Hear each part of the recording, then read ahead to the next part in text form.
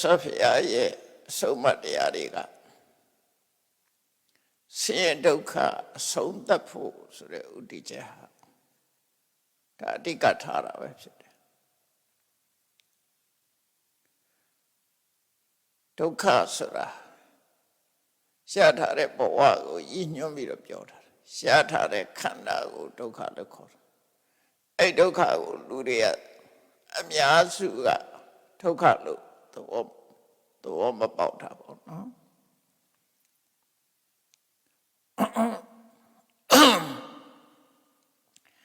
တပည့်စကြာဟောတော့ငါတယ်ပဲမြတ်စွာဘုရားကသစ္စာ၄ပါးကိုရှင်းပြတဲ့အခါမှာဒုက္ခသစ္စာလို့ဆိုတော့ရှင်းပြတော့ဒုက္ခ၈မျိုးဒုက္ခအမျိုးမျိုးရှင်းပြတဲ့တဲ့ပဲသာတိပိဒုက္ခစရာပိဒုက္ခပရဏပိဒုက္ခအပိယဟိတပြောကောဒုက္ခပိယဝေပြောကောဒုက္ခယမိစ္ဆာနာလဝတိတံပိဒုက္ခအဲ့ဒုက္ခတွေကိုရှင်းပြပြီးတော့တန်ခိတ်တေနပိစုပါရနခန္ဓာပိဒုက္ခဆိုအဲ့ဒီမှာရှေ့ပိုင်းကဒုက္ခတွေကတော့လူတွေဟာတွေ့ကြုံခံစားရတဲ့အခါမှာဒုက္ခမှန်တတိပြုမိကြတယ်ပေါ့ဒုက္ခမှန်တတိမပြုမိတာဘာလို့ဆိုရင်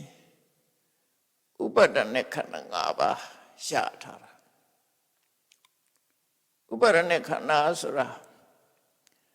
တဏှာဒိဋ္ဌိရဲ့အာယုံဖြစ်တဲ့ခန္ဓာလို့ဆိုလိုတယ်တဏှာဒိဋ္ဌိဖြင့်ဆွဲလန်းအပ်တဲ့ခန္ဓာအဲ့တော့လောကိခန္ဓာခန္ဓာဆိုတာကတော့ရှုခန္ဓာပတ္တပြတော့လောကီပဲဝေဒနာကြတော့လောကုတ္တရာစိတ်မှာရှိတဲ့ဝေဒနာရှိတယ်လောကီစိတ်မှာရှိတဲ့ဝေဒနာရှိတယ်ဥပါဒณะခန္ဓာလို့ပြောလို့ရှိရင်လောကီစိတ်မှာရှိတဲ့ဝေဒနာကိုသာယူရတယ်နောက်တင်ညာဆိုတဲ့အခါမှာလည်းပဲလောကီစိတ်မှာရှိတဲ့တင်ညာနဲ့လောကုတ္တရာစိတ်မှာရှိတဲ့တင်ညာလောကီစိတ်မှာရှိတဲ့တင်ညာခန္ဓာကိုပဲယူရတယ်သင်္ခါရဆိုတဲ့နေရာမှာလည်းပဲလောကီစိတ်မှာရှင်တဲ့စေတသိက်တွေရှိတယ်လောကုတ္တရာစိတ်မှာရှင်တဲ့ဒီနေရာမှာလောကီမှာရှင်တဲ့စေတသိက်တွေကိုသာယူရတယ်ဝိညာဉ်နဲ့ခန္ဓာဆိုတဲ့နေရာမှာလောကီစိတ်81လောကုတ္တရာစိတ်8ခုလို့ရှိတဲ့ထဲမှာလောကီစိတ်81ကိုသာလေယူတာဆိုလိုတာကပုရုဇဉ်အနေနဲ့လောကုတ္တရာခန္ဓာတွေလောကုတ္တရာခန္ဓာဆိုတာဝေဒနာတင်ညာသင်္ခါရဝိညာဉ်လောကုတ္တရာပိုင်းဆိုင်ရာခန္ဓာအဲ့ဒီနာခန္ဓာ၄ပါးကလောကီနဲ့လည်းဆိုင်တယ်လောကုတ္တရာနဲ့ဆိုင်တယ်လောကုတ္တရာပိုင်းကြတော့လက်လန်းမမီဘူးကိုယ်တဏ္ဍာမဖြစ်တော့လက်လန်းမမီဘူးမမီတော့အဲ့ဒါတဏှာနဲ့ဒိဋ္ဌိနဲ့ဆွဲလန်းစရာအကြောင်းမရှိဘူးတဏှာဒိဋ္ဌိရဲ့အာယုံမဖြစ်နိုင်ဘူးဘာလို့လဲဆိုသိမှမသိတာကိုသိတဲ့အရာမဟုတ်ဘူးမသိတဲ့အရာမှာတဏှာနဲ့ဒိဋ္ဌိနဲ့တဏှာနဲ့လိုချင်တတ်မဲ့မှုဒိဋ္ဌိနဲ့မာရွေးနဲ့အမြင်နဲ့ဆွဲလန်းမှုဆိုမဖြစ်နိုင်ဘူးအဲဒါကြောင့်မို့တန်ခိတ်တေနပိစုပါရနခန္ဓာဥပါဒณะခန္ဓာလို့ပြောလိုက်တယ်ပိစဥပါဒณะခန္ဓာအဲ့ဒီဥပါဒณะခန္ဓာသည်တဏှာဒိဋ္ဌိဆိုတဲ့တဏှာဆိုတာကလိုချင်တာတတ်မဲ့တာနှစ်သက်တာဒိဋ္ဌိဆိုတာငါလို့အထင်မှားတာတတ္တဝလို့အထင်မှားတာအဟမမပေါ့နော်ငါလို့ဆွဲလန်းတာကငါလို့ထင်မှတ်တာကတဏှာငါဟာလို့ဆွဲလန်းတာကတဏှာအဲ့တော့ဒိဋ္ဌိငါလို့ဆွဲမှတ်တာကဒိဋ္ဌိငါဟာလို့ဆွဲလန်းတာကတဏှာအဲ့ဒီတဏှာနဲ့ဒိဋ္ဌိရဲ့ဆွဲလန်းရာအာယုပြုအဖြစ်တဲ့ခန္ဓာ၅ပါးကိုဥပါဒณะခန္ဓာလို့ခေါ်တယ်နော် အာယုံဖြစ်လို့ဥပါဒณะခန္ဓာဆိုလို့ရှိရင်အဲ့ဒီလောကီခန္ဓာဟာမြတ်စွာဘုရားတဏ္ဍာမှာလည်းရှိတယ်ယဟနာတွေတဏ္ဍာမှာလည်းရှိတယ်သမ္မာပုထုဇဉ်ပုဂ္ဂိုလ်ရဲ့တဏ္ဍာမှာလည်းရှိတယ်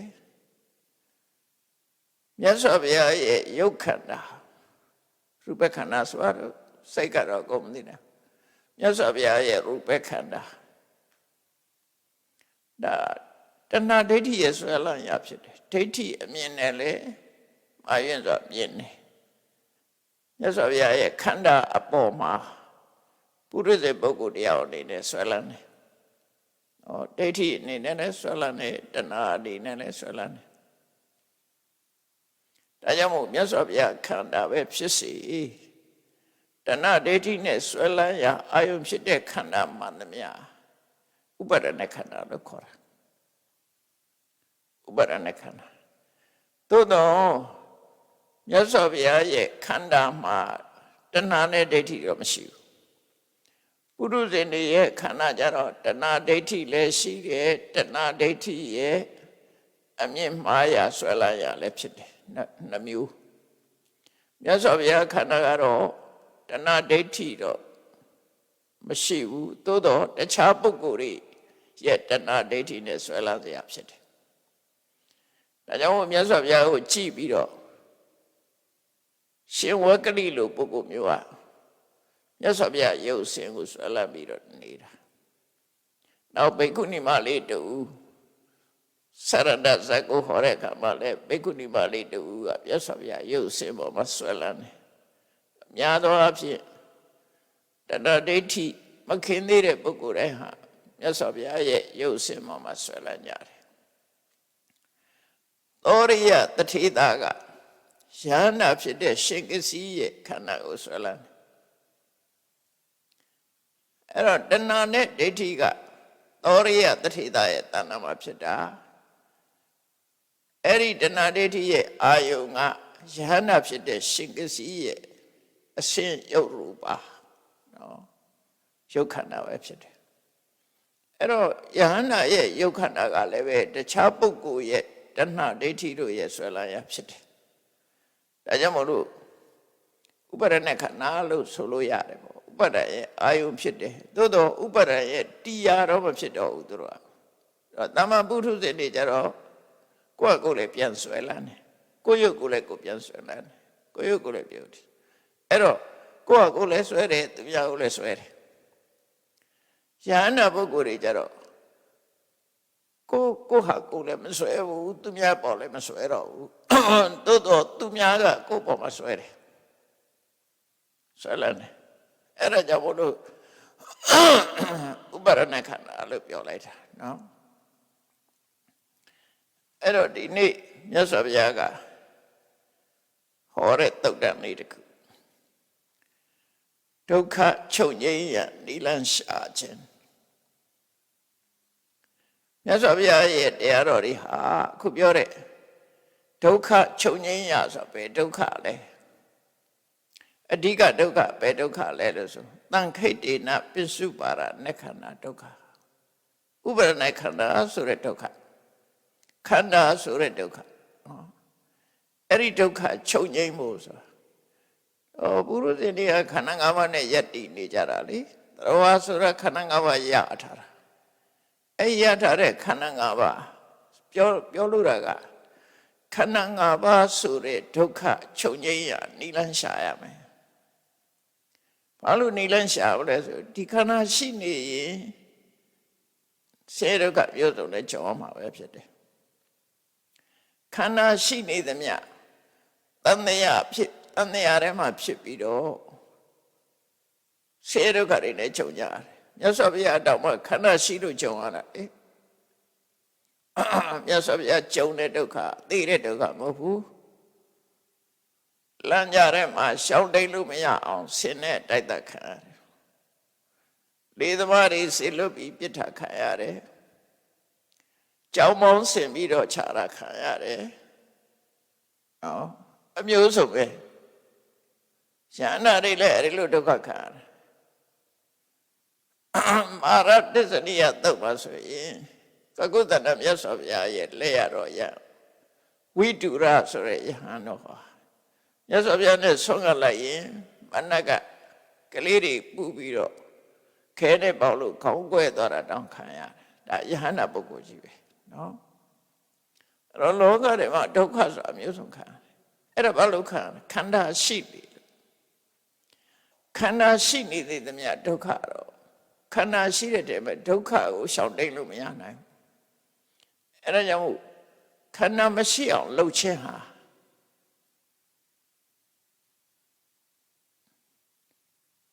ခန္ဓာမရှိအောင်လှုပ်ခြင်းဟာဒုက္ခကိုဆုံးသတ်ခြင်းပဲဖြစ်တယ်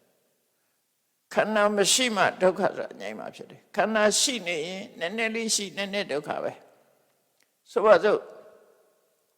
တရားဓမ္မကျင့်တဲ့အခါမှာရုပ်ခန္ဓာတွေမရှိတော့ဘူးနာမ်ခန္ဓာ၄ပါးတွေရှိတယ်ဆိုတဲ့အရူပပြမာတွေနာမ်ခန္ဓာရှိနေသေးတော့ကြောင့်သူတို့လည်းဒုက္ခမလွတ်ဘူးတခါအသိဉာဏ်ပြမာကြီးဟာခန္ဓာတစ်ခုသာရှိတယ်ရုပ်ခန္ဓာတစ်မျိုးတည်းသာရှိတယ်အဲ့ဒါရှိသည့်အတွက်ကြောင့်သူလည်းဒုက္ခဆင်းရဲဒုက္ခဆိုမလွတ်ဘူးလုံးဝမရှိမှဒုက္ခဆိုအလုံးမှဖြစ်တယ်ခန္ဓာလုံးဝမရှိမှဖြစ်ဒုက္ခဆိုလွတ်တယ်အဲ့ဒါကြောင့်မို့မြတ်စွာဘုရားနိလန့်ပေးတာလေးကိုနားထောင်ကြည့်အောင်ဒီသုတ်ကပရိဝိမန္တနာသုတ်လို့ခေါ်တယ်သုတ်တဆိုတာ discourse ပေါ့မြတ်စွာဘုရားဟောတဲ့ဒေသနာပါပဲနိလန့်ပေးတဲ့ဒေသနာလမ်းညွှန်ပြတဲ့ instruction ပေါ့နော်ဒုက္ခချုပ်ငြိမ်းရန်နိလန့်ရှာတယ်ဆိုဘယ်လိုရှာမလဲဆိုပြောတော့အဲ့ဒီသုတ်တန်လေးကိုဘာသာပြန်ပြီးတော့ရှင်းလင်းဟောကြမယ်နော်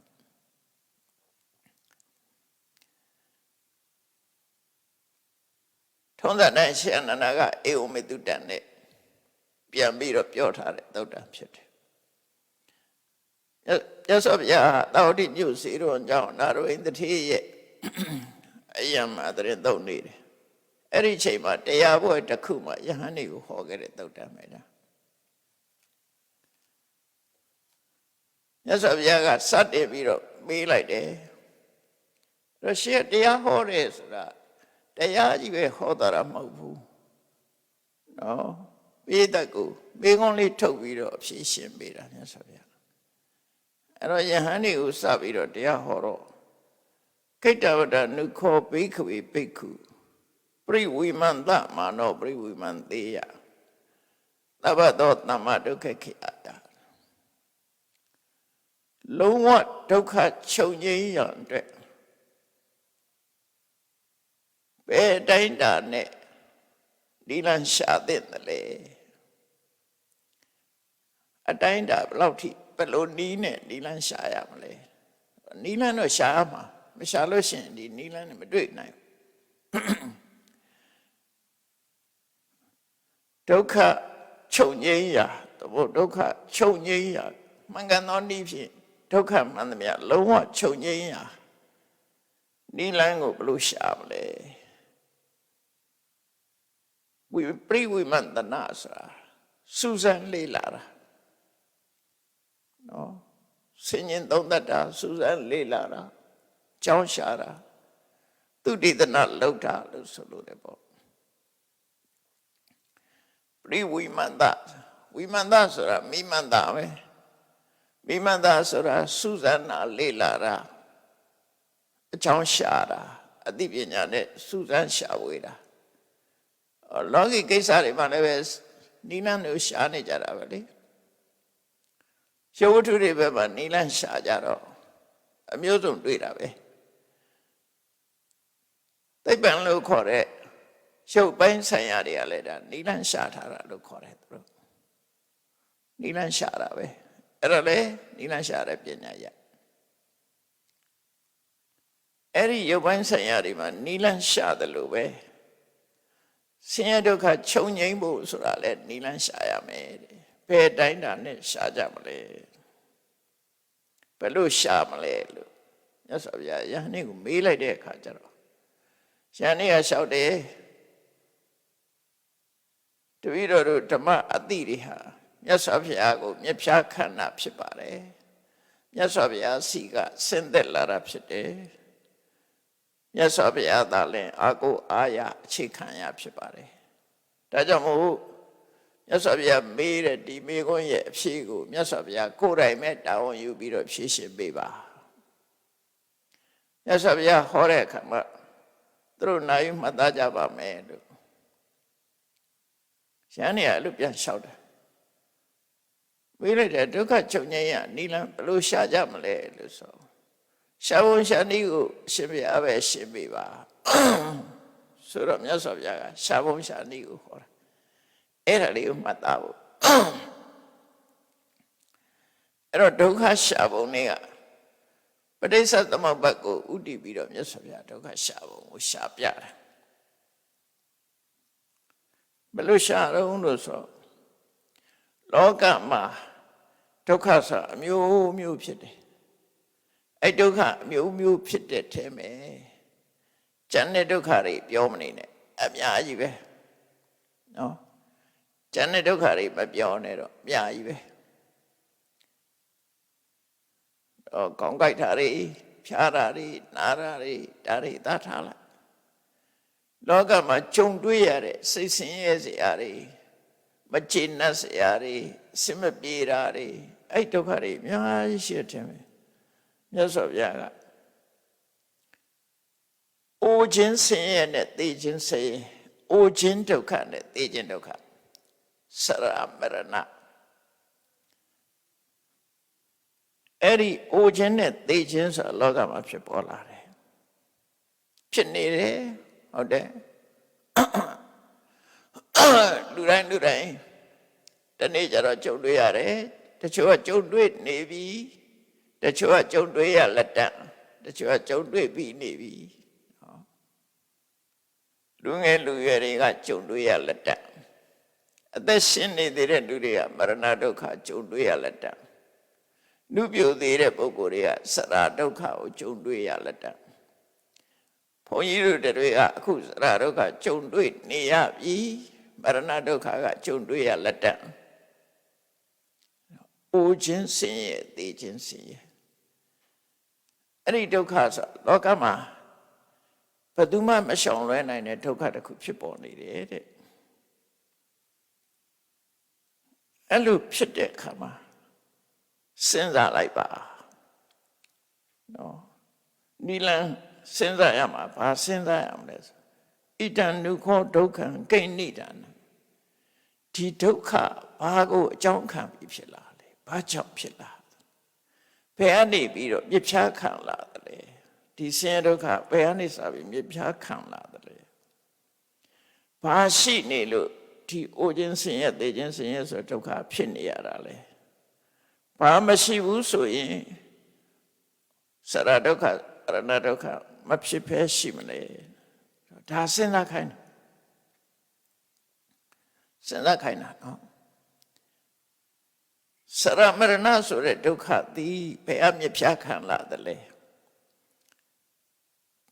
ဘာရှိနေလို့စရမရဏဒုက္ခရှိနေရတာလဲဘာမရှိတော့ဘူးဆိုရင်စရမရဏဒုက္ခမရှိတော့ဘူးလေ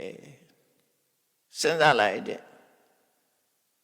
အဲ့ဒီလိုစဉ်းစားလိုက်လို့ရှိရင်အဖြေထွက်လာလိမ့်မယ်။အော်ဒီအိုခြင်းဆိုတဲ့ဒုက္ခသိရခြင်းဆိုတဲ့ဒုက္ခဟာသာတိနိဒာနံမွေးဖွားခြင်းကိုအကြောင်းခံလာတာပဲဖြစ်တယ်။မွေးလို့အိုတာလေ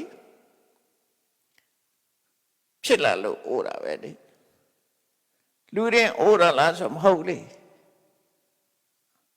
အပွင့်နေအသီးတွေကြည့်ပေါ့ပန်းလေးတစ်ပွင့်ဆိုလို့ရှိရင်ပထမဆုံးကအဖူးလေးဖူးလာတယ်အဲ့ရဖူးလာပြီးတော့နောက်အပွင့်လေးဖြစ်လာအဲ့ဒီအပွင့်လေးဖြစ်လာတဲ့အခါမှာတဖြည်းဖြည်းရက်လာပြီးတော့အပွင့်လေးကနွမ်းပြီးကျွေကျသွားတာဒါလူသဘာဝနဲ့တူတူပဲဘာမှမထူရှင်းလာတာစရာကျွေကျသွားတာမရဏအသီးဆိုလဲအဲ့တိုင်းပဲအသီးကင်းလေးဖြစ်လာတယ်အသီးလေးစတင်လာတယ်စသည်ပဲ နောက်တကတဖြည်းဖြည်းရင့်လာတယ်မဲ့တယ်ကြွေကြသွားတယ်အဲ့ဒါအကယ်၍သာပန်းလေးကမပွင့်ဘူးဆိုရင်နွမ်းစရာမရှိဘူးအသီးလေးတစ်ခုကမသိဘူးဆိုရင်မဲ့ပြီးတော့ကြွေကြစရာမရှိဘူးလူဘဝမှာမမွေးဖွားခဲ့ဘူးဆိုလို့ရှိရင်လူအိုလူမင်းဖြစ်မှာမဟုတ်ဘူးလူသေးဖြစ်မှာမဟုတ်ဘူးအဲ့မွေးဖွားခြင်းအကြောင်းပဲဒီလိုစဉ်းစားခိုင်းတာဒါစဉ်းစားလို့ရတယ်လေဘယ်သူပဲဖြစ်ဖြစ်စဉ်းစားကြည့်ဒါအမှန်အကန်ပဲဝိဖွာလာလို့ဆိုမလွဲတဲ့စဉ်းစားနည်းအဲ့ဒါကိုနီလန်းရှာကြည့်တာနော်နီလန်းရှာတာအဲ့ဒါလို့သိမယ်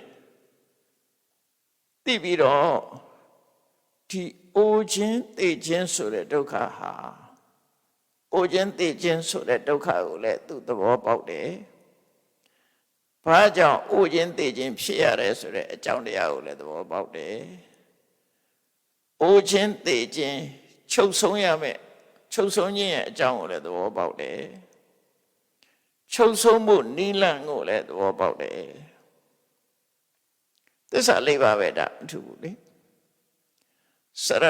ရမရဏကိုသိတာဒုက္ခသစ္စာကိုသိတာဒုက္ခသစ္စာစရမရဏကိုသိတယ်စရမရဏဖြစ်ကြောင်းတရားကိုသိတယ်သမုဒိယသစ္စာကိုသိတယ်စရမရဏချုပ်ငြိမ်းခြင်းကိုသိတာនិရောဓသစ္စာကိုသိတယ်စရမရဏချုပ်ငြိမ်းကြောင်းအကျင့်ကိုသိတာမဂ္ဂသစ္စာကိုသိတာအဲ့ဒီလမ်းကြောင်းအတိုင်းနဲ့ပฏิပန္နောဟောဒီအဲ့ဒီလမ်းကြောင်းတိုင်းလျှောက်ဘယ်လမ်းကြောင်းလို့ဆိုစရမရဏនិရောဓသာရုပ္ပခမိနိပฏิပဒါမဂ္ဂရှိပါလမ်းကြောင်းပဲလေဝိပဿနာတရားအထုတ်ခိုင်းတာဝိပဿနာတရားအထုတ်ရင်ဘယ်လိုထုတ်ရမှာတော့ကိုကျင့်သီလနဲ့ပြည့်စုံအောင်လုပ်လိုက်အမဝါစာသမကမ္မန္တသမအာစီဝအဲ့ဒီပေါ်မှာအခြေခံပြီးတော့ကြိုးစား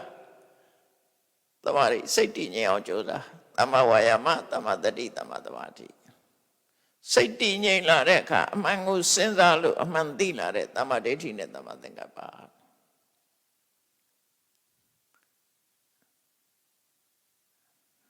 အဲ့တော့မဂ္ဂင်၃ပါးကိုအခြေခံပြီးတော့မဂ္ဂင်၅ပါးနဲ့အလုပ်လုပ်ခိုင်းတာအဲ့ဒါကိုမြတ်စွာဘုရားကဟောလိုက်တာတထာပฏิပန္နောစဟောတိအဲ့ဒီလမ်းကြောင်းတိုင်းရှောက်ရမယ်ဘာစရမရဏချုပ်ကြောင်းစရမရဏချုပ်ရာစရမရဏချုပ်ငြိမ်းမှုတို့ဆက်ရောက်နိုင်တဲ့အကျင့်လမ်းကြောင်းအဲ့ဒီလမ်းတိုင်းသွားတဲ့အနုဓမ္မစာရီအဲ့ဒီလမ်းကြောင်းပေါ်ကိုရောက်စေနိုင်တဲ့အကျင့်တရားတွေကိုကျင့်အဲ့ဒီလိုကျင့်ခြင်းဟာဒုက္ခချုပ်ငြိမ်းရာဒီလမ်းပဲဖြစ်တယ်ဒီလမ်းကိုဆောင်ရွက်ခြင်းပဲဖြစ်တယ်ချမ်းဖို့ရတာအဲ့တော့ဒုက္ခချုပ်ခြင်းလို့ရှိရင်အဲ့ဒီနိလန့်ရှိတယ်အဲ့ဒီနိလန့်တိုင်းသွားလို့ပြောတာအမသတိပ္ပဏတော့မှလည်းဧကယနောယံဘိက္ခွေတကြောင်ဒီတော့လမ်းဆိုတာဒီလမ်းပဲလေမဂ္ဂသစ္စာလမ်းတိုင်းသွားလို့ပြောတာအဲ့တန်ချင်းအနုဓမ္မစာရီနိဗ္ဗာန်တရားနဲ့လျောကံနဲ့အကျင့်ကိုကျင့်လျောကံနဲ့ကျင့်နေဆိုတာဘာတော့ဆိုလို့ရှိရင်ကိရိတာတွေဖြစ်မဲ့မဖြစ်အောင်လုပ်ပေါ့ဆိုလိုတာကိရိတာမဖြစ်အောင်တာမယ်အမှန်တရားသိရှိနားလည်အောင်ကျင့်သုံးမယ်အဲ့တော့သမ္မာဒိဋ္ဌိဖြင့်သဘာဝတရားအမှန်ကိုသိမယ်သမ္မာသင်္ကပ္ပဖြင့်အမှန်သိအောင်ကြိုးစားစဉ်းစားမယ်သမ္မာဝါယာမဖြင့်အမှန်သိဖို့အတွက်ကြိုးစားမယ်သမ္မာတတိကအမှန်သိဖို့အာယုံကိုရယူပေးမယ်သမ္မာသမာဓိကအမှန်သိဖို့အာယုံပေါ်မှာစုစိုက်ထားမယ်အဲ့ဒီမဂ္ဂင်၅ပါးနဲ့အလုပ်လုပ်ပါလို့ပြောတာအလုပ်လုပ်လိုက်လို့ရှင်အဲ့ဒါဒီအိုခြင်းသိခြင်းဆိုတဲ့ဆင်းရဲဒုက္ခချုပ်ဖို့အတွက် သွားနေတဲ့လမ်းကြောင်းပဲဖြစ်တယ်ကျင့်သုံးနေခြင်းပဲဖြစ်တယ်လို့ဆိုဒါတစ်ခု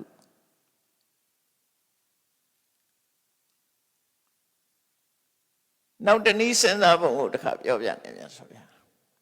ဒီနည်းနဲ့သွားလဲရောက်တယ်ဆိုလိုတာကနိဗ္ဗာန်ဆိုတာဝင်ပေါက်တွေအများကြီးရှိတယ်ဘာနဲ့တူတော့ဆိုရင်ပင်လေစိတ်ကမ်းကြီးနဲ့တူတယ်ပင်လေစိတ်ကမ်းကြီးတဲ့ဝင်မှုစိတ်ကမ်းတွေအများကြီးရှိတယ်လမ်းကြောင်းတွေအများကြီးရှိတယ်မြို့ကြီးတစ်မြို့တည်းသွားဖို့ရအတွက်လမ်းကြောင်းတွေအများကြီးရှိတယ်အခုခေတ်ဆိုပိုများတယ်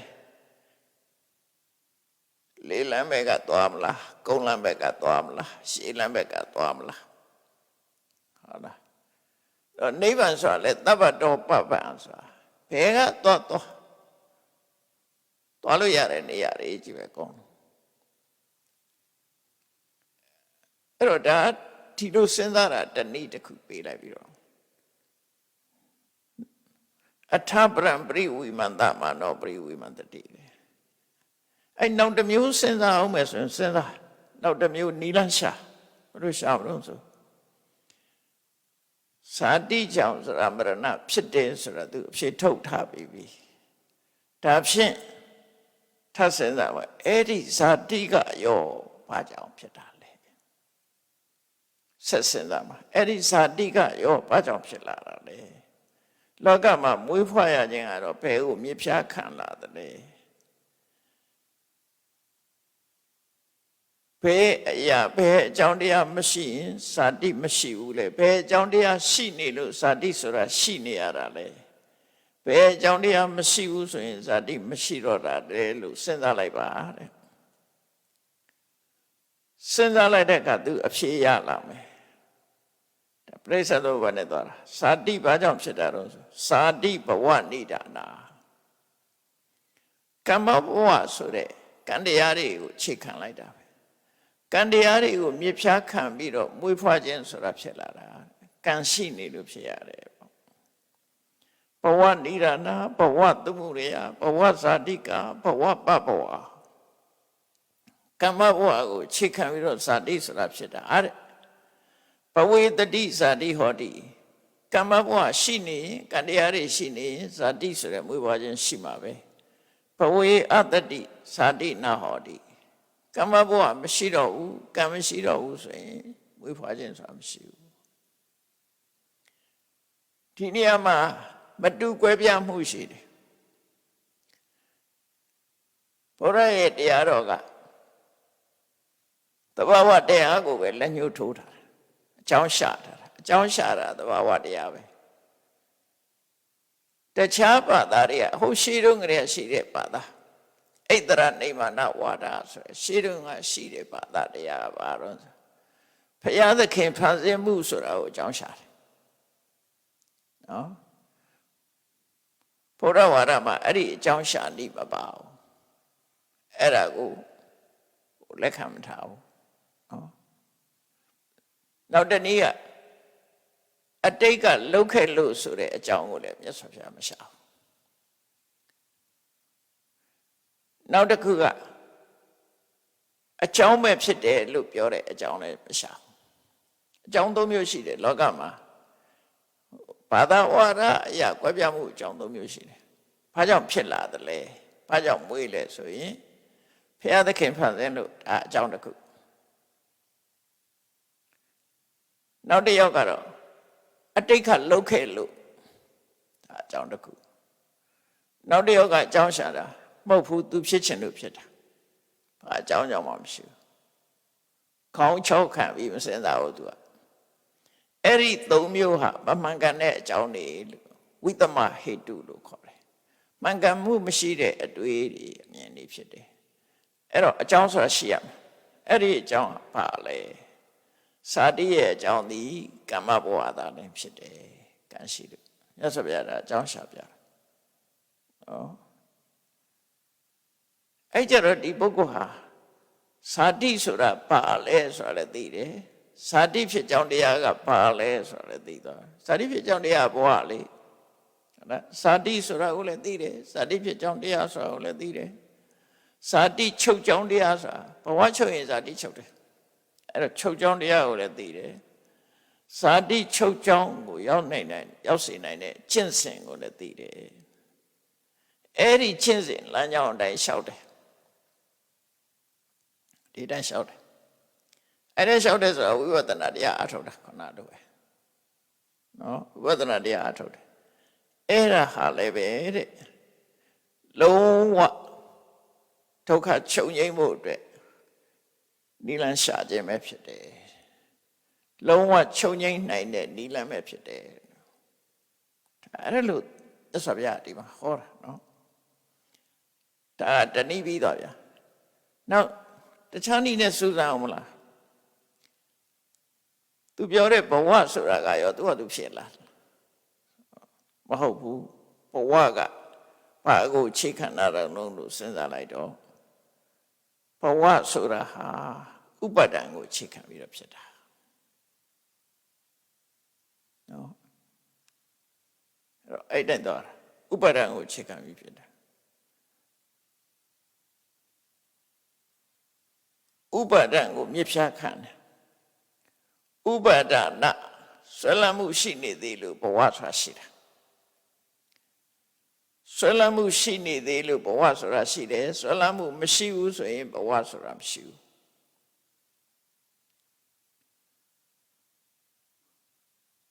ဆိုတော့သူက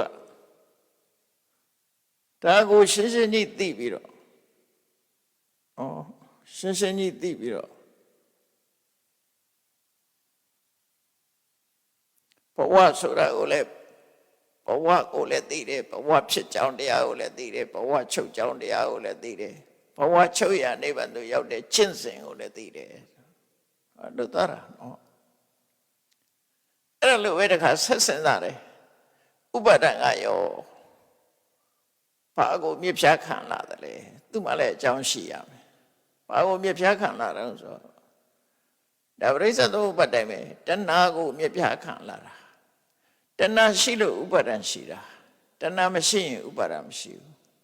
ဒါကြောင့်သူတဏှာကိုလည်းသိတယ်တဏှာဖြစ်ကြောင်းတရားကိုလည်းသိတယ်တဏှာချုပ်ကြောင်းတရားကိုလည်းသိတယ်တဏှာချုပ်ဖို့ကျင့်စဉ်ကိုလည်းသိတယ်သိလို့အဲ့ဒီကျင့်စဉ်အတိုင်းလျှောက်လန်းတယ်ဒီနည်းနဲ့လည်းဆင်းရဲဒုက္ခကိုနော်ဒုက္ခကိုချုပ်ငြိမ်းမှုရအတွက်ကျင့်ဆောင်ခြင်းပဲဖြစ်တယ်ထို့တူပဲဒီတဏှာကရောဘာကြောင့်ဖြစ်တာတော့ဆက်စဉ်းစားတယ်ဝေဒနာရှိလို့ဖြစ်တာစိတ်ခံစားချက်ကြောင့်ဖြစ်လာတာ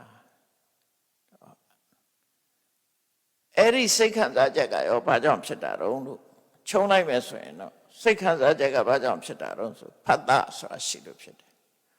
ဖတ်တာကဘာကြောင့်ရှိတာတော့ဆိုအာရဏ6ပါးပေါင်းစုံပြီးလို့ဖြစ်တယ်အာရဏ6ပါးရှိလို့ဖြစ်တယ်ဒါဖြင့်အာရဏ6ပါးကဘာကြောင့်ဖြစ်တာတော့ဆိုနန္ဒီယုတ်တိရှိလို့ဖြစ်တာနံယုတ်ကဘာကြောင့်ဖြစ်တုံးဆိုတော့ပရိသေဝိညာဉ်စိတ်လေးရှိလို့ဖြစ်တာဒါပရိသေစိတ်ဝိညာဉ်စိတ်လေးကဘာကြောင့်ဖြစ်တာတော့ဆိုသင်္ခါရကြောင့်ဖြစ်တာကံတရားတွေကြောင့်ဖြစ်တာဟောကံဘက်ကိုပြန်ရောက်လာပြုပြင်အထုံးမှုဆိုတဲ့သင်္ခါရတွေကြောင့်ဖြစ်တာ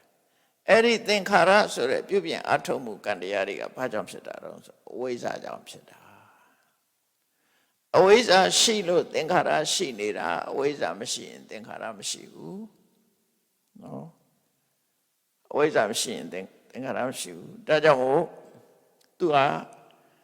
အဝိဇ္ဇာကိုလည်းသိတယ်ဒါဒုက္ခကိုသိတာဆိုတာအဝိဇ္ဇာကိုသိတယ်သိခြင်း၄မျိုးအဝိဇ္ဇာကိုလည်းသိတယ်အဝိဇ္ဇာဖြစ်ကြောင်းတရားကိုလည်းသိတယ်အဝိဇ္ဇာချုပ်ကြောင်းတရားကိုလည်းသိတယ်အဝိဇ္ဇာချုပ်ရနိဗ္ဗာန်သို့ရောက်ကြောင်းကျင့်စဉ်ကိုလည်းသိတယ်အဲ့ဒီကျင့်စဉ်အတိုင်းလည်းပဲရှောက်လန်းပြီးတော့ကျင့်ကြံကြုတ်ကိုအထုတ်တယ်အဲ့ဒီလိုအထုတ်ခြင်းဟာဒုက္ခချုပ်ငြိမ်းရနိလန်းရှာအထုတ်ခြင်းပဲဖြစ်တယ်ဒုက္ခတွေကိုရှာပြတာနော်ပရိစ္ဆေသမုပ္ပါဒ်နဲ့ရှာပြလိုက်တာ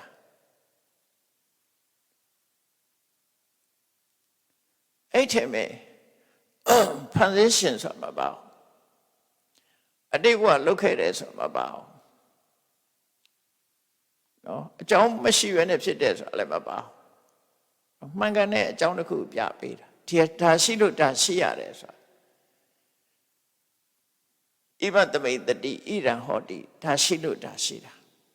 ဒီအကြောင်းတွေရှိလို့ဒီအကျိုးရှိတာဣဗတဥပ္ပါဒဣရံဥပ္ပစ္စတိဒါဖြစ်လို့ဟောဖြစ်တာမှန်တယ်လေဘယ်နေရာပဲကြည့်ကြည့်ဆိုရစို့မိထွန်းထားတယ်လျှက်စစ်မိရှိတယ်လျှက်စစ်မိရှိလို့အလင်းရောင်ရှိတာနော်လျှက်စစ်မိရှိလို့အလင်းရောင်ရှိတာလျှက်စစ်မိမရှိရင်အလင်းရောင်မရှိဘူးလျှက်စစ်မိနဲ့ပတ်သက်တာပေါ့နော်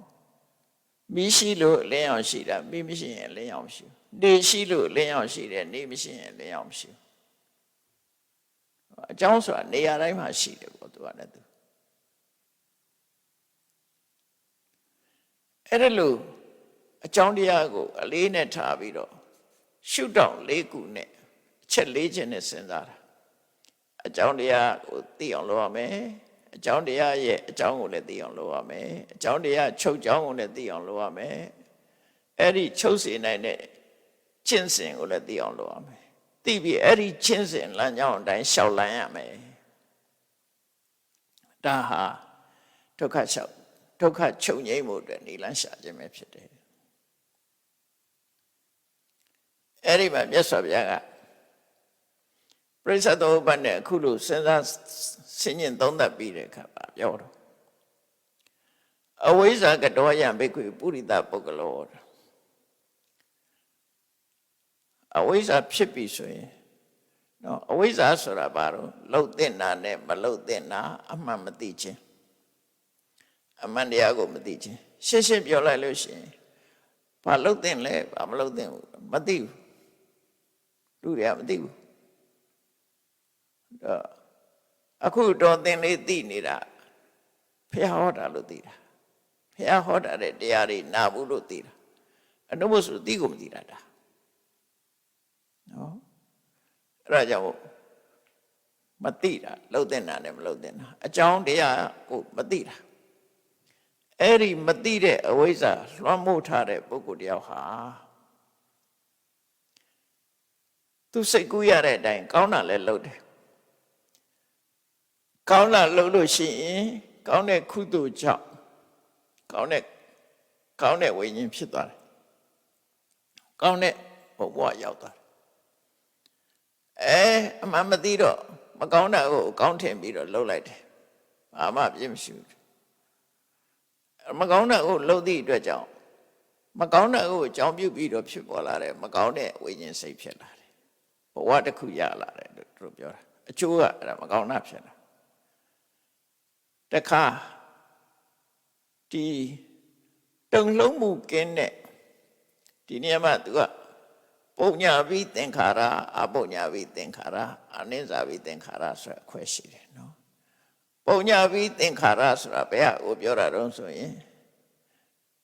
မဟာကုသိုလ်စိတ်၈ခုရဲ့ရူပဝဆရာကုသိုလ်စိတ်၅ခုရဲ့အဲ့ဒီ73ခုကိုပုညဝိသင်္ခါရအဲ့ဒီမှာရှိတဲ့စေတနာကိုပုညဝိသင်္ခါရလို့ခေါ်တယ်အပုညဝိသင်္ခါရဆိုတာအကုသိုလ်စေတသိက်12ခုမှာရှင်းနေတဲ့စေတနာ12ခုကိုပြောတာ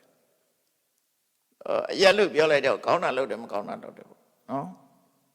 သေချာခွဲလိုက်တဲ့အခါကျတော့ပုညဆိုတာ73ခုအပုညဆိုတာ12ခုအနိစ္စဆိုတာကျတော့ရှုပ်တရားမပါတော်သည်နန္တရားတက်တက်တာဖြစ်တယ်အရူပဝဆရာကုသိုလ်၄ခုစေရနာ၄ခုအဲ့ဒီစေရနာ၄ခုကိုအနိစ္စလို့ခေါ်တယ်တုံ့လုံးမှုမရှိဘူးပို့ပြီးတော့တည်ငြိမ်နေအနိစ္စဘိသင်္ခါရလို့ခေါ်တယ်အဲ့ဒါလုပ်လို့ရှိရင်အရူပဘုံရောက်တယ်မြတ်စွာဘုရားကလူတွေသိတဲ့ဟာတယ်မဟုတ်ဘူးအကုန်လုံးလောကမှာရှိတာအကုန်ခြုံဟောလိုက်တာဘုံဘဝ31ပုံနဲ့ရှင်းပြီးတော့ဟောတာဒါနော်ကုသကံအကုသကံကုသကံကို2မျိုးခွဲလိုက်တယ်ကာမဝဆရာကုသကံနဲ့ရူပဝဆရာကုသကံက1မျိုးအရူပဝဆရာကုသကံကို1မျိုးတော့အကုသက1မျိုးဆို3မျိုးခွဲဟောတာအဲ့လို အမှန်မသိတာကိုအကြောင်းပြုပြီးတော့အဲ့တော့သမထကျင့်တာရောအမှန်မသိဘူးလားဘလို့အမှန်မသိတာလဲအရူပဘုံရောက်ဖို့ဆိုတာသူကအရူပဘုံဟာရှုပ်မရှိသည့်အတွက်ကြောင့်ဒုက္ခမရှိတော့ဘူးဒီခန္ဓာကိုယ်ကြီးရှိနေလို့ဖြားတယ်နားတယ်ရှိနေတယ်ဒီယုတ်ခန္ဓာကိုယ်ကြီးမရှိတာကောင်းတယ်လို့တွေးထင်ခြင်းဟာအရူပဘုံကကောင်းတယ်လို့တွေးထင်တာဒါမှားရွံ့တဲ့အတွေ့ပဲအဝိဇ္ဇာကြောင့်အဲ့ဒါနဲ့အရူပဘုံရောက်ဖို့အတွက်သမထကျင့်စဉ်ကိုကျင့်တယ်အဲ့ဒီလိုတွေးရကွာမှားနေတယ်ဘာလို့လဲဆိုရင်ဒုက္ခရှိနေတယ်လေသူကတော့အကောင်းဆုံးဘုံလို့ထင်ပြီးတော့လုပ်တာပေါ့ဒါကြောင့်အဲ့ဒါလည်းပဲဒီတန်တရားစေဝံကမလွတ်ဘူးလေအဲ့ဒီလိုသူကအမှန်မသိတာဒုက္ခကိုဒုက္ခလို့ထင်တာမလွတ်မြောက်တာကိုလွတ်မြောက်တယ်လို့ထင်တာတော့ထာဝရကောင်းကင်ဘုံရောက်သွားရင်တို့ကမောမနာမသိလို့ဒါအမှန်မသိလို့ပြောနေတာဘဝဟာဖြစ်လာပြီဆိုဘယ်ဘဝပဲဖြစ်ဖြစ်သိမှာပဲဘဝဆိုတာမှန်ရင်ဘယ်ဘဝဖြစ်ဖြစ်သိမှာပဲအဖြစ်ရှိတာမှန်တယ်အပြည့်ရှိမယ်ဒါနိယမတော်တရားကြီးပဲမွေးရင်သိမှာပဲနော်လုံးဝမမွေးမှသိမှာဘယ်မှကိုမဖြစ်တော့ဘူးဆိုမှပဲဖြစ်သေးတယ်ဆိုရင်ပြည့်အောင်မှာပဲအဖြစ်ရှိရင်ပြည့်ရှိမယ်အစာရှိရင်ဆုံးရှိမယ်အသက်ရှိရင်ကြာရှိမယ်အလားရှိရင်ပြန်ရှိမယ်ဒါတွေကရှောင်လွဲလို့မရတဲ့အရာတွေပဲဖြစ်တယ်အဲ့ဒါကိုအတက်ရှိပြီးအကြမရှိဘူးလို့ထင်နေတာမွေးပြီးထာဝရလို့ထင်နေတာကအဝိဇ္ဇာမှမသိကြလို့ဆိုတယ်နော်အဲ့ဒီအဝိဇ္ဇာကြောင့်လှုပ်ပြီးလှုပ်ရကုသကနေလှုပ်လိုက်တဲ့အခါမှာဘဝမျိုးစုံဖြစ်လာတယ်တဲ့အဲ့ဒီအဝိဇ္ဇာကိုတရားအသိနဲ့ရှင်းပြလိုက်တယ်ရှင်းပြလိုက်ပြီးအမှန်သိတဲ့ဝိဇ္ဇာဉာဏ်ရလာဟိန္ဒူဝါဒတွေမှာအဝိဇ္ဇာဆိုတာဘာပြောတာတော့ပြမကြီးကဖန်ဆင်းတယ်လို့သိလို့ရှိရင်အဝိဇ္ဇာတဲ့ပြမကြီးကဖန်ဆင်းမှမသိတာအဝိဇ္ဇာနော်သူတို့ပြောတယ်ဝိဇ္ဇာအဝိဇ္ဇာအဲ့ဒါပြမကြီးကသူ့ကိုဖန်ဆင်းတယ်လို့မသိလို့ရှိရင်အဝိဇ္ဇာသိရင်ဝိဇ္ဇာဒီဘုရားရဲ့တရားတော်ကဘာလို့ဆိုရင်သစ္စာလေးပါးကိုမသိတာအဝိဇ္ဇာသစ္စာလေးပါးကိုသိရင်ဝိဇ္ဇာသစ္စာလေးပါးဆိုတာအကြောင်းနဲ့အကျိုးအကြောင်းမှန်အကျိုးမှန်ဒါကိုသိတာတန်တရားထဲမှာဖြစ်တာပဝတ္တိသစ္စာပဝတ္တိဟေတုဖြစ်ခြင်းရဲ့အကြောင်းနောက်တစ်ခုကနိဝတ္တိဟေတုတန်တရားကနေပြီးထွက်ခွာခြင်းရဲ့အကြောင်းနိဝတ္တိဟေတုအဲ့ဒီလေးခုကိုမသိတာအဲ့ဒါမသိတာအဝိဇ္ဇာလို့ခေါ်တယ်အဲ့ဒီအဝိဇ္ဇာပျောက်သွားပြီနော်အဲ့ဒီအဝိဇ္ဇာပျောက်သွားပြီဝိဇ္ဇာဆိုတဲ့အသိဉာဏ်ဖြစ်လာပြီနော်အဝိဇ္ဇာပျောက်ခြင်းဝိဇ္ဇာအသိဉာဏ်ဖြစ်လာတဲ့ပုဂ္ဂိုလ်တယောက်တည်းသူလုပ်တဲ့ကုသိုလ်ဟာကုသိုလ်မဖြစ်တော့အကုသိုလ်ဟာလည်းအကုသိုလ်မဖြစ်တော့အနိစ္စပြီဆိုတဲ့သင်္ခါရလည်းပဲမဖြစ်တော့ဘာလို့လဲဆိုကုသိုလ်အကုသိုလ်ဆိုတာဟာမသိတဲ့ပုံမှာအခြေခံပြီးလုပ်လို့ဖြစ်တာနော်ကံတရားတွေမဖြစ်တော့ဘူးလို့ဆိုလို့တယ်ယန္နာအဝိဇ္ဇာပျောက်သွားပြီးဝိဇ္ဇာဖြစ်တဲ့ဆိုတာယန္နာဖြစ်တာကိုပြောတာယန္နာဖြစ်သွားလို့ရှိရင်ယန္နာပုဂ္ဂိုလ်တယောက်ရဲ့တဏ္ဍမှာအကျိုးပေးမဲ့ကံတရားမဖြစ်တော့ဘူးလို့ဆိုလို့တယ်မျိုးစိတ်မကြတော့ဘူးနော်ဘာနဲ့ဥပမာတူတော့ဆိုရင်တပင်ဟာလေပွင့်လို့ခေါ်ကြတာပေါ့အဲ့ဒီလေပွင့်နေပွင့်လာလို့ရှင်လေအဲ့ဒီအပွင့်ကမသိတဲ့မသိဘူးတခါပွင့်နေတဲ့အပွင့်နေတဲ့အချိန်မှာရေတောင်မြစ်ကိုဖြတ်လိုက်တယ်ဖြတ်လိုက်တဲ့အခါမှာဒီပွင့်ပြီးသားအပွင့်တွေကအသိမလိုက်တော့အသိမဖြစ်တော့ အဲ့ဒါလိုပဲကိလေသာကိုပယ်လိုက်လို့ရှိရင်အဲ့ဒီအပွင့်တွေကအတိမသိတော့အဲ့လိုဆိုလို့ရပေါ့နော်အတိမသိတော့အဲ့လိုအတိမသိတာကိုပြောတာကုသိုလ်ကံကိုလည်းမပြုဘူးအကုသိုလ်ကံကိုလည်းမပြုဘူးပုံညာဝိသင်္ခါရကိုလည်းမပြုဘူးအပုံညာဝိသင်္ခါရကိုလည်းမပြုဘူးအာနိစ္စဝိသင်္ခါရကိုလည်းမပြုဘူးဒီလိုဆိုလို့တဲ့နော်ကံတရားတွေကမဖြစ်လာတော့ဘူးအပွင့်မျှတာရပ်သွားတယ်အတိထီအောင်မရောက်တော့ဘူးလို့ဆိုလို့ဘာဖြစ်လို့ကိလေသာအမြစ်ကပြတ်သွားတဏှာမပါဘူးဒိဋ္ဌိမရှိတော့ဘူးဆွဲလန်းမှုတွေမရှိတော့အဲ့ဒါကြောင့်မလို့အဲ့ဒီကုသိုလ်ကိုလည်းအာမထုတ်တော့အကုသိုလ်လည်းအာမထုတ်တော့လောကမှာဖေးရကိုမှမဆွဲလန်းတော့ဆွဲလန်းနေဆိုတာဘာတော့တဏှာဒိဋ္ဌိရဲ့ဒိဋ္ဌိနဲ့မှားယွင်းသွားမြင်တယ်တဏှာနဲ့ငါဟာလို့မြင်တယ်ဒိဋ္ဌိကတရဝါလို့မြင်တာငါလို့မြင်တာသူတော်ဘာလို့မြင်တာဒိဋ္ဌိငါဟာသူဟာလို့မြင်တာကတဏှာအဓိကအဲ့ဒီဟာပဲတဏှာနဲ့ဒိဋ္ဌိပဲပြုလုပ်သူရှိတယ်လို့မြင်ဒိဋ္ဌိရဲ့မြင်သူ့ရဲ့ပြုလုပ်မှုလို့ပြောပြန်လို့ရှိရင်တဏှာရဲ့အမြင်နော်အဲ့တော့တဏှာနဲ့ဒိဋ္ဌိဟာအဓိကဥပါဒံပဲအဲ့ဒီဥပါဒံကင်းသွားတယ်တဲ့ဥပါဒံကင်းလို့ရှိရင်တဏှာလည်းမရှိတော့ဘူးမာရွေးနဲ့အမြင်လည်းမရှိဘူးဆိုဘယ်တော့မှမကြောက်ကြတော့ဘူးပူလောင်တာကြောက်ကြတာစိတ်ညစ်တာဒါတခုမှမရှိတော့ဘာလို့ဆိုလိုချင်တာမှတခုမှမရှိဘူးလိုချင်မှုကိုကြောင်ပြုတ်ပြီးတော့စိတ်ပင်ပန်းမှုဆိုဖြစ်တော့အပရိတတံပစ္စတေညိဝပရိနိဗ္ဗာယတိကြောင်ကြမှုကင်းသွားတဲ့အခါမှာသူစိတ်ထဲမှာလုံးဝငြိမ်းချမ်းသွားတယ်လုံးဝငြိမ်းချမ်းသွားတယ်ခိနဇာတိသူနောက်ဘဝဖြစ်ဖို့အကြောင်းတရားတွေကုန်သွားပြီဆိုတာသိတယ်ဝိသိတံဗြဟ္မစရိယံသူဗြဟ္မစရိယကိုအောင်မြင်စွာကျင့်သုံးပြီးပြီဆိုတာသိတယ်ကတံကရဏီယံလှုပ်ရှားတွေလှုပ်ပြီးပြီဆိုတာသိသွားတယ်နာပရံဣဋ္ဌတယနောက်အတွက်နောက်ဒီတဏှာဝကလွတ်ဖို့အလုပ်ကိုသူလှုပ်ရှားမလို့တော့ဘူးပြီးသွားပြီလို့ဆိုတယ်အဲ့ဒီအတိကိုရသွားတယ်ဒါယဟန္တာဖြစ်သွားတာကိုပြောပြတာနော်အဲ့ဒီလိုယဟန္တာပုဂ္ဂိုလ်တယောက်ဟာမြတ်စွာဘုရားဆက်ဟောတာအဲ့ဒီလိုယဟန္တာပုဂ္ဂိုလ်တယောက်ဟာအသက်ထင်ရှားရှိနေသေးတဲ့ဆိုရင်သောဒုက္ခစေဝေဒနာဝေရတိသာအနိစ္စတိပါဇာနာတိယဟန္တာပုဂ္ဂိုလ်ဟာစိတ်ခံစားမှုရှိသလားရှိတယ်နော်သူကအစဉ်ပြေတဲ့တတ်တာတဲ့ခံလို့ကောင်းတဲ့ဒုက္ခဝေဒနာကိုခံစားမဲ့ဆိုရင်အဲ့ဒီဒုက္ခဝေဒနာပေါ်မှာသူ့ရဲ့မြင်ကပါတော့ဆိုဩဒါတခဏပဲထာဝရမဟုတ်ဘူးအကြောင်းပေါ်လို့တခဏလေးဖြစ်တာပဲဩဒုက္ခဝေဒနာကိုအနိစ္စတိပါဇာနာတိဖြစ်ပြီးပြတ်သွားမဲ့ဟာပဲဒီလိုပဲမြင်လိုက်တယ်နော်ဒုက္ခဝေဒနာနဲ့တွေးလို့ရှိရင်ဩဖြစ်ပြီးပြတ်သွားမှာပဲအနိစ္စတိတံဆွဲလန်းနေစရာမလိုဘူးလို့သိတယ်အနာဘိနန္တိပဇာနာတိဘာမှနှစ်သက်စရာမရှိဘူးဒုက္ခဝေဒနာပေါ်မှာအဲ့လို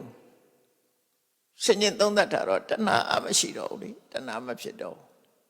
တခါဒုက္ခစေဝေဒနာဝေရတိဆင်းရဲဒုက္ခရောက်တယ်ယန္တာဆိုဆင်းရဲဒုက္ခရောက်ပါရောက်တယ်ယန္တာလည်းထိခိုက်ပြီးတယ်ဆိုလို့ရှိရင်နာမှာပဲလေခန္ဓာကိုယ်ကဒုက္ခဝေဒနာခလုတ်တယ်နာမှာပဲကွဲတယ်ပြဲတယ်ဆိုလည်းနာမှာပဲအယိုးကျိုးရင်လည်းနာမှာပဲချော်လဲလည်းနာမှာပဲအလုံးပူတယ်ဆိုရင်ပူတဲ့ဒုက္ခခံရမှာပဲအေးရင်လည်းအေးတဲ့ဒုက္ခခံရမှာပဲအဲ့ဒုက္ခဝေဒနာတွေဖြစ်လာတဲ့အခါမှာယန္တာပုဂ္ဂိုလ်ကပါသည်သာအနိစ္စတိပါဇာနာတိဒီဒုက္ခဖြစ်တာဆိုတော့လေထာဝရမဟုတ်ဘူးတခဏပဲလို့သိလိုက်တယ်အနိစ္စတိတာဆွဲလန်းထားဖို့မဟုတ်ဘူးဆိုတော့လည်းသိလိုက်တယ်အနဘိနန္တိတာကျင့်တ်เสียလို့လည်းမဟုတ်ဘူးလို့လည်းသိလိုက်တယ်အဲ့ဒါလိုပဲအဒုက္ခမဒုက္ခစေဝေဒနာဝေရတိအဒုက္ခမဒုက္ခဆိုတာဒုက္ခလို့လည်းခံစားတာမဟုတ်ဘူးဒုက္ခလို့လည်းခံရခက်တာမဟုတ်ဘူးနှစ်ခုကြာ ဒါမသိတာမထင်ရှားတဲ့ခံစားမှုလို့ပြောတာဒါတွေကအများကြီးပဲဖြစ်တာပဲလေလူတွေကဒုက္ခဖြစ်ရင်သိကြတယ်ဒုက္ခဖြစ်ရင်လည်းသိကြတယ်အဒုက္ခမဒုက္ခဖြစ်တဲ့အခါကျမသိဘူးမသိလိုက်ဘူးသူကသိမှမထင်ရှားတာမထင်ရှားဘူးမထင်ရှားတော့မသိဘူးမသိတော့မောဟဖြစ်တာပေါ့အဲ့ဒီမှာအဒုက္ခမဒုက္ခဖြစ်ရင်လည်းပဲအလွတ်မပေးဘူးအနိစ္စတိပါဇာနာတိမမြဲဘူးဆိုတော့သူကဆင်ញင်သုံးသပ်လိုက်နိုင်တယ်အနိစ္စတိတာဆွဲလန်းထားဖို့မဟုတ်ဘူးအနဘိနန္ဒိတာကျင့်တတ်ဖို့မဟုတ်ဘူးဆိုတာလည်းသိတယ်အဲ့တော့ယဟန္တာပုဂ္ဂိုလ်ဟာဒုက္ခခံစားလည်းပဲတဏှာနဲ့မတွဲတော့ခံစားမှုတက်တက်တာဖြစ်တယ်ဒုက္ခခံစားလည်းပဲဝေဒနာနဲ့ဒုက္ခခံစားလည်းပဲဒေါသနဲ့မပတ်သက်တော့ဘူးအဒုက္ခမဒုက္ခဝေဒနာခံစားလည်းပဲအဝိဇ္ဇာနဲ့မပတ်သက်တော့ဘူးဝိတံယုတ်တော့သူမှအကုသိုလ်တွေနဲ့တွဲလာတာမရှိတော့ဘူးလို့ပြောတာခံစားယုံတက်တက်ပဲသူခံစားနေတယ်ဝိတံယုတ်တော့ဝနာအဲ့တော့ဒါနဲ့ပတ်သက်ပြီးဟောတာလေးတွေရှိတယ်မြတ်စွာဘုရားလည်းမျက်စိရှိတယ်မျက်စိရှိတော့ကောင်းတာလည်းမြင်ရတယ်ဆိုတာလည်းမြင်ရတယ်အဲ့တော့ပုထုဇဉ်တွေမှာလည်းမျက်စိရှိတယ်ကောင်းတာလည်းမြင်တယ်ဆိုတာလည်းမြင်တယ်ဘာကွာလဲအဲ့တော့ပုထုဇဉ်တွေကကောင်းတာမြင်ရင်လောဘဖြစ်တယ်မကောင်းတာမြင်ရင်ဒေါသဖြစ်တယ်မြတ်စွာဘုရားကမြင်တာတက်တက်ပဲအကောင်းဆိုးဆိုတာကိုအကြောင်းပြုပြီးတော့လောဘဒေါသမဖြစ်တာအဲ့ဒါကွာခြားတယ်စိတ်ကဘလောက်တည်ငြိမ်နေတယ်ဆိုတာစဉ်းစားကြည့်လေဒုက္ခဝေဒနာခံစားလဲလောဘမဖြစ်ဘူးဒုက္ခဝေဒနာခံစားလို့လဲဒေါသမဖြစ်ဘူး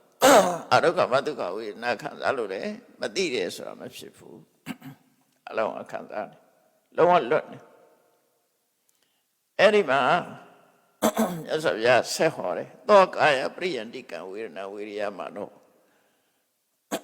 ကာယပရိယန္တိကဆိုတာ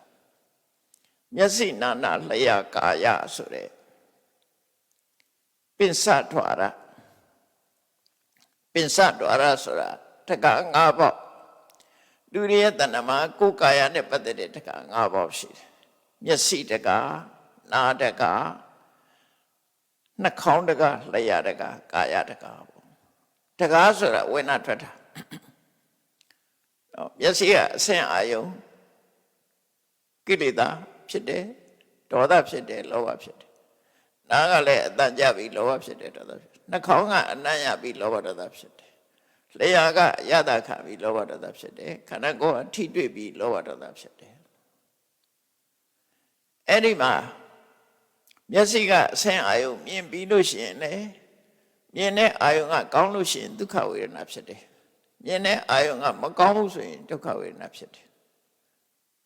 ဒုက္ခဖြစ်တာပဲနားကကြားလိုက်တယ်ကိုမကြိုက်တဲ့အတန်ဆိုရင်ဘာဖြစ်ဒုက္ခကိုကြိုက်တဲ့အတန်ဆိုဒုက္ခကျင့်တတ်တယ်နှာခေါင်းကအနံ့ကိုမကြိုက်တဲ့အနံ့ကြီးဆိုရင်ဒုက္ခဒေါသဖြစ်တယ်ကိုကြိုက်တဲ့အနံ့ဆိုရင်တဏှာဖြစ်ပြန်လျှာကစားတဲ့အခါမှာလည်းပဲမကြိုက်တဲ့အစားဆိုရင်တဏှာဒေါသဖြစ်တယ်ကြိုက်တဲ့အစားဆိုရင်လောဘဖြစ်ပြန်ခန္ဓာကိုယ်ကထိတွေ့တဲ့အခါမှာခန္ဓာရဲ့အထိတွေ့ဥမာမဲ့အေးတဲ့ဆောင်းရသည်မှာနှွေးတဲ့လေဝတ်လိုက်လို့ရှိရင်ဟန်ကြပူတဲ့အချိန်မှဆိုရင်ဒုက္ခအဲ့ဒါပူတဲ့အချိန်မှအေးအကုန်လေးနဲ့နေလိုက်ရရင်ဒုက္ခဖြစ်ပြန်အဲ့ဒုက္ခဖြစ်တဲ့ပုံမှာလောဘဒေါသဖြစ်တာအဲ့ဒါကိုလည်းမဖြစ်တော့ဘူးအဲ့ဒါကိုယ်ကာယနဲ့ပတ်သက်တဲ့ပင်စဒွါရနဲ့ပတ်သက်တဲ့ဝေဒနာအထိကိုခံစားတဲ့အခါမှာလည်းပဲသဘောပေါက်တယ်ပေါ့စီဝိတပရိယန္တိကံဝေဒနာဝေရိယမနောစီဝိတပရိယန္တိကံဝေဒနာဝေရိယမတိပါစီဝိတပရိယန္တိကဝေဒနာဆိုမနောဒွါရမှာဖြစ်တဲ့ဝေဒနာဒါမနောဒွါရမှာဖြစ်တဲ့ဝေဒနာဟာမွေးကြတဲ့ဖြစ်လာတာသူကအရင်ဖြစ်တာ နော်အရင်ဖြစ်ပြီးတော့ချုပ်တဲ့အခါကျတော့ဘဝတစ်ခုမှာစီဝိတပရိယန္တိကဆိုမနောဒွါရကိုအခြေခံပြီးဖြစ်တဲ့ဟာကပရိသေရိစိတ်မှာကိုဖြစ်လာတယ်အဲ့ဒီဝေဒနာကနောက်ဆုံးမှာသုတိစိတ်မှာသူကအချုပ်ရအဖြစ်ရသွားတယ်အဲ့မှာဝေဒနာရှိနော်ပရိသေရိတုန်းကပါလာတဲ့ဝေဒနာသည်သုတိစိတ်နဲ့ကြတော့ချုပ်ငြိမ်းသွားတယ်ကာယပရိယန္တိကဝေဒနာဆိုတာနောက်မှဖြစ်လာတာမျက်စိရှိလာတဲ့အခါမှာဒီဝေဒနာဖြစ်တယ်နားရှိလာတဲ့အခါမှာအသံနဲ့ကြားပြီးဖြစ်ဝေဒနာဖြစ်တယ်နှာခေါင်းရှိလာတဲ့အခါမှာအနံ့နဲ့ဖြစ်တယ်လျှာရှိလာတဲ့အခါမှာအရသာပေါ်မှာဖြစ်လာတယ်ကိုယ်ကာယရှိတဲ့ပုံမှာကာယပေါ်မှာဖြစ်တယ်သူကနောက်မှဖြစ်တယ်နောက်မှဖြစ်ပေမဲ့လို့အရင်ချုပ်သွားတယ်ဆိုလိုတာကမျက်စိနာနာလျှာကာယနဲ့ဆက်သက်ပြီးဖြစ်တဲ့ဝေဒနာကတစ်ခုစိတ်ထဲမှာဖြစ်တဲ့ဝေဒနာကဒီစိတ်အတွေးနဲ့ဖြစ်တဲ့ဝေဒနာတစ်ခုလို့အဲ့လိုနှစ်ခုမှတ်ထားမျက်စိမှာဖြစ်တဲ့ဝေဒနာကအရင်ချုပ်တယ်ကိုယ်ကာယမှာဖြစ်တဲ့ဝေဒနာကအရင်ချုပ်တယ်ဆိုတာမျက်စိအားကောင်းနေတဲ့အချိန်မှာဆိုရင်ပို့ပြီးတော့ထင်ရှားအသက်20 30မျက်စိအားကောင်းတယ်လောဘဖြစ်လဲထက်ထက်တန်တန်ကြီးဒေါသဖြစ်လဲထက်ထက်တန်တန်အဲ့ချိန်မှာအသက်30 40 50လောက်ကြာတဖြည်းရော့လာ60ကြာတော်ရော့သွားသက်80 80ကြာတော့သူကမဟုတ်တော့မျက်စိကလည်းပြုနေအောင်ကြည့်တော့သိမဟုတ်တော့နားလည်းပဲမကြားချင်တော့ဘယ်တော့ကပါဆိုတာငယ်ကြောင်ငယ်နာတွေပြောတဲ့ခါကျမမှတ်မိဘူးစိတ်ခံစားချက်တွေရော့သွားအဖိုးကြီးမဲကြီးဖြစ်သွားရင်စိတ်ခံစားချက်ကရော့သွားတယ်အဲ့ဒါကာယပရိယန္တိကဝေဒနာကနောက်မှဖြစ်ပြီးတော့အရင်ချုပ်သွားတာသူကအရင်ရော့ပါသွားတယ်တက်ကြီးလာလို့ရှိရင်မှတ်မိတော့ဘူးမမှတ်မိတော့ဘူးအဲ့လိုတွေဖြစ်လာထက်သန်မှုတွေအားနေသွားတယ်အဲ့တော့စီဝိတပရိယန္တိကဆိုတော့သူကတော့ရှိနေသေပြီဆိုတော့မှနောက်ဆုံးသုတိစိတ်မှာ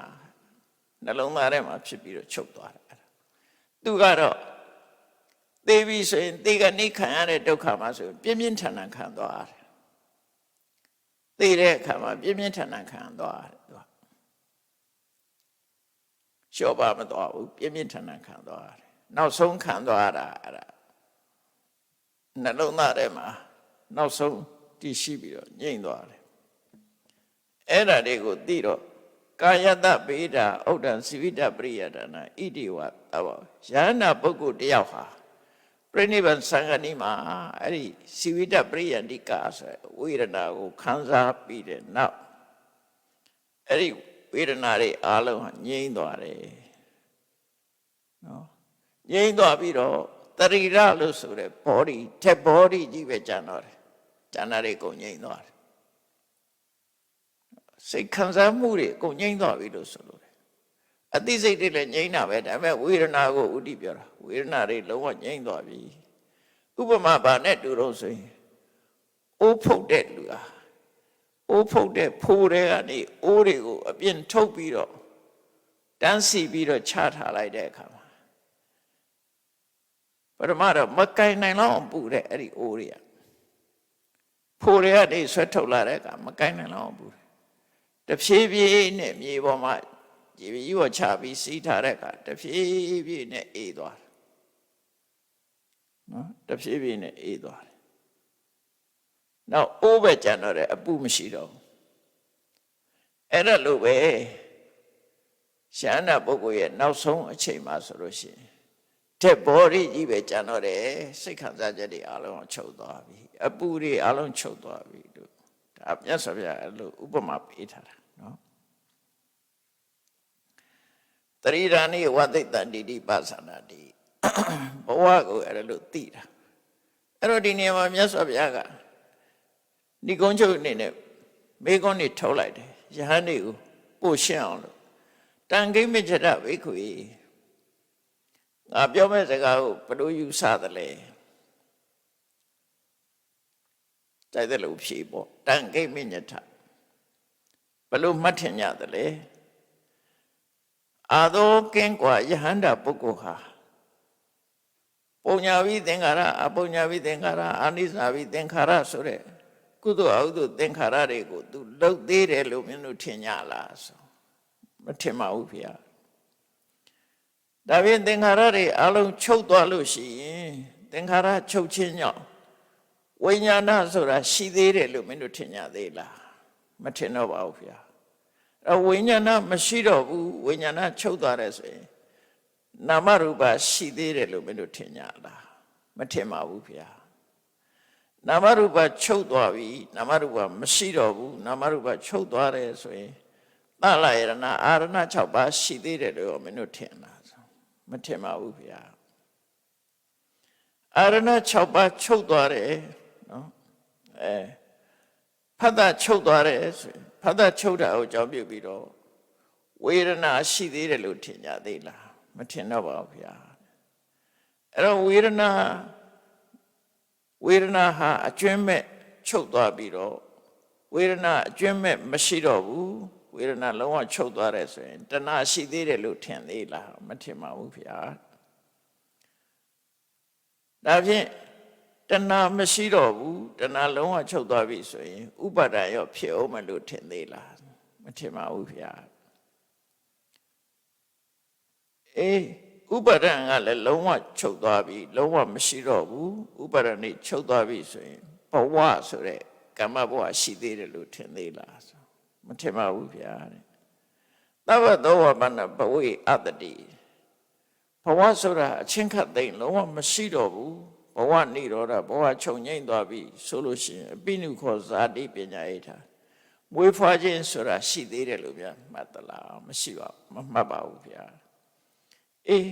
ဇာတိလုံးဝချုပ်သွားဇာတိလုံးဝမရှိတော့ဘူးဇာတိချုပ်သွားတယ်ဆိုရင်စရမရဏဆိုတဲ့ဩရသေးတာရှိသေးတယ်လို့ထင်မလားဆိုမထင်ပါဘူးဗျာမိဝန်းနေထုတ်ပြီးဖြေခံလိုက်တာအရှိကအကြောင်းတရားတွေချုပ်သွားရင်အကျိုးတရားလုံးဝချုပ်တယ်အဲ့ဒီမှာမြတ်စွာဘုရားကဏိကုံးချုပ်ပြီးတော့သာဓုသာဓုဘိက္ခွေကောင်းတယ်ကောင်းတယ်သာဓုသာဓုဘိက္ခွေယဟန်တို့သူတို့ဖြေလိုက်တာကိုမြတ်စွာဘုရားကောင်းတယ်ဟုတ်တယ်ဧဝမိတ္တဘိက္ခွေငါပြောတဲ့အတိုင်းပဲဒီတိုင်းပဲဒါတခုချုပ်သွားရင်တော့မရှိတော့ဘူးဆိုသိကြတယ်နေတံအညထတခြားနည်းနဲ့မဖြစ်ဘူးတဲ့ဒါပဲတဲ့နော်တလွဲမဟုတ်ဘူးငါပြောတဲ့အတိုင်းပဲမှန်တယ်တတ္တေထမေတ္တံဘိက္ခွေတိမုစတာတဲ့ငါစကားကိုမင်းတို့ယုံကြတဲ့နှလုံးချပြီးတော့ငါပြောတဲ့အတိုင်းမှတ်တာယုံငါစကားကိုယုံကြ